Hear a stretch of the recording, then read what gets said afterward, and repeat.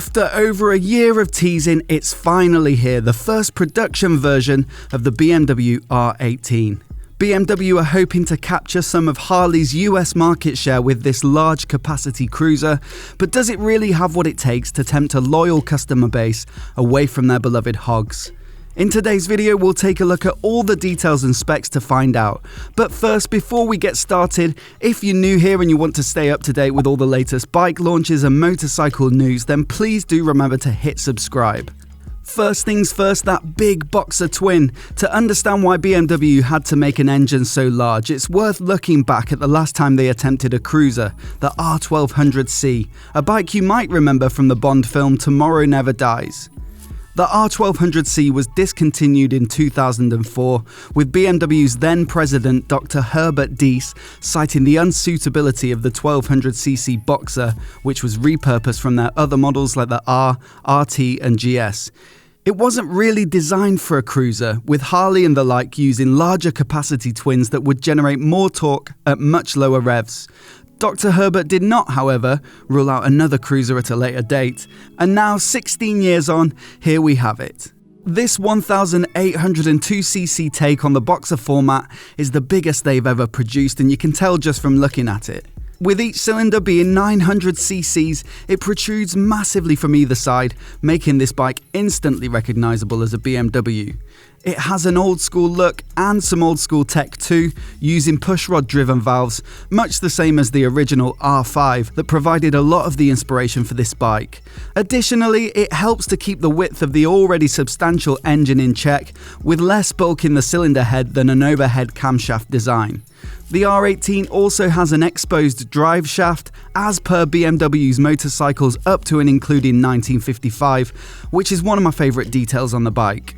At the same time, there are modern engine features such as 4 valves per cylinder, dual ignition, a modern combustion chamber design, intake manifold injection, an anti-hopping clutch, and the BMS-O engine management system. BMW say that this gives the R18 the best possible torque, as well as optimum fuel consumption and emissions.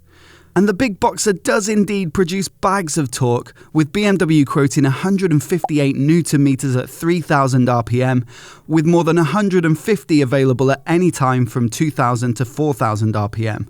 A peak power of 91 horsepower at 4750 revs might not sound like a great deal from a 1.8 litre engine, but that's not really what this class of bikes is about. It's that twist and go torque available from just above tickover. These figures look pretty competitive against the American cruiser market. The Harleys that the R18 will be going up against use either a 107 or 114 cubic inch version of their Milwaukee 8 engine. The 107 makes 85 horsepower and 145 Nm, and whilst the 114 only makes a few more horses, torque jumps right up to 163 Nm. Indian updated their air-cooled Thunderstroke motor for 2020 with a 116 cubic inch variant that was previously only available as a big bore kit. That's a bit more capacity than the 114 Harley and the R18, and it has more torque to show for it, with 170 Nm produced at 2,900 RPM. No power figures were released for the Thunderstroke, but estimates are in the region of 90 horsepower.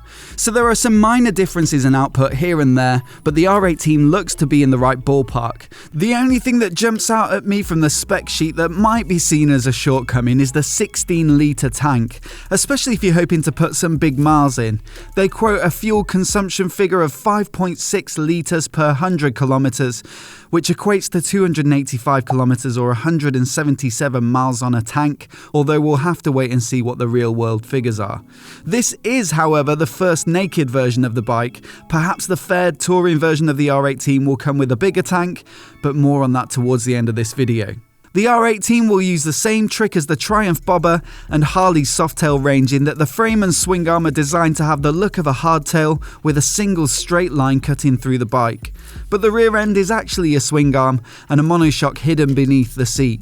BMW say that this design was used as a nod to the rigid frame used in the original R5, and overall I think it works. The stance of the R18 is obviously similar to that bike. The rear axle is also enclosed as per the R5, and the 49mm forks, which offer 120mm of travel, are encased in fork sleeves which help to give that classic look. These were actually a practical necessity back in the days of the R5, with poor road surfaces making stone chips to the fork legs much more likely. Brakes come in the form of 4-pot calipers on 300mm discs with 2 at the front and 1 at the rear. The R18 uses BMW's integral ABS system, which operates both the front and rear brakes with the handlebar brake lever and the rear brake only with the foot pedal. I've ridden plenty of smaller capacity bikes with linked brakes, and I found it irritating at best, dangerous at worst. But a more nuanced system such as this, which dynamically distributes brake force between the 2 brakes, is also present on the latest Goldwing, and when I borrowed one from Honda for a couple of weeks, I barely noticed it at all, which is a good thing. It felt totally natural. In fact, the Goldwing hauled up pretty damn well for such a hefty machine, so if BMW's system is anywhere near as good, then to me, it's a nice inclusion.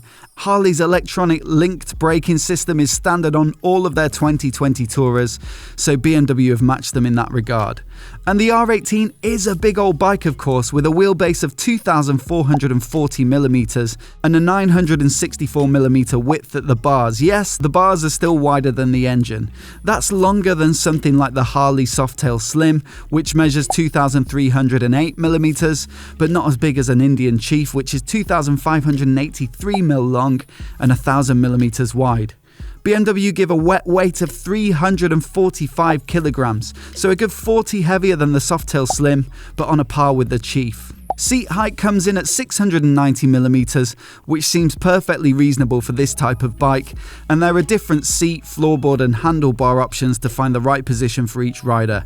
That is, unless you want a forward foot peg position or highway pegs, whereas other cruisers like the Triumph Rocket 3 offer both mid and forward foot peg options, as do many American cruisers. The R18 is of course stuck with mid-position foot pegs because of the huge cylinders. Will that be a problem? I made a full video about that, and there's a link to it in the description if you haven't seen it already. The R18 has 3 riding modes to choose from: rain, roll and rock, all of which affect throttle response, ASC, which is BMW's name for traction control, and MSR, which is their name for engine braking control. Rain will give the most gentle throttle response, as well as the most intervention from both the ASC and the MSR to ensure maximal safety in the wet. Roll is a happy medium, and rock will have the most responsive throttle and tolerant traction control, allowing you to spin up the rear wheel to some extent, and ASC can also be fully disabled. There are also optional extras in the form of a reverse assist feature, which uses the starter button to help the rider back the bike up, and there's also a hill start control option, which will hold the brakes as you move off on an incline. Both of these are nice options to have if you're concerned about handling such a weighty bike at low speed, especially with a passenger and luggage. Keyless ignition comes as standard, as does LED lighting all round, and there's an optional adaptive headlight that responds to lean angle to light the inside of a turn. It's all pretty comprehensive for a bike in this class. The only possible omission is an IMU, which would enable corner-insensitive traction control and ABS. They're becoming more and more common on bikes of a wide range of price points over the last couple of years, and are even making their way onto big touring bikes like the Indian Challenger, and as an optional extra on Harley's 2020 touring range. Either BMW deemed it unnecessary for a weighty cruiser like this, or perhaps it'll be announced as an upgrader to later date. It's tech that they offer on some of their other models after all. BMW announced a whole raft of accessories with this first edition of the R18, and they really do allow you to play around with the look of the bike in quite a significant way. There are 4 sizes of front wheel, for example, with a 16, 18, 19 and 21 option all available. There are different bars including ape hangers and a range of seats, including the Solo Homage seat, which they say is reminiscent of the free-floating individual seats to be found on old BMW motorcycles. There are also different mudguards and license plate holders to style the rear end. BMW included images of a few options here, and you can see that the standard model's regular cruiser aesthetic can be stretched into something that looks like a bobber, and also an almost chopper-like variant with the ape hangers and big front wheel. They've also collaborated with third parties on the accessories, with, for example, Roland Sands to design some machined and two-tone parts like the wheels, clamps, levers, covers, and other hardware. There are also seat options options from Mustang seats and a Vance & Hines exhaust system which comes in either chrome or ceramic black. The stock fishtail exhaust looks a bit large, presumably because of the catalyzer, and the Vance & Hines a little too long. Personally, I'd be waiting for someone to release an aftermarket version of the short fishtail they used on the R18 concept. It's easy to see why BMW have announced such a lot of accessories for the R18. Customization is a big part of the American cruiser scene, and it's big business too. Harley's accounts for 2018 show that they made $750 million selling parts and accessories, which was about 15% of their total revenue. As for the price of the bike, this first edition will cost £18,995 in the UK and will hopefully be available at the end of 2020, although that could get pushed back owing to the current coronavirus situation.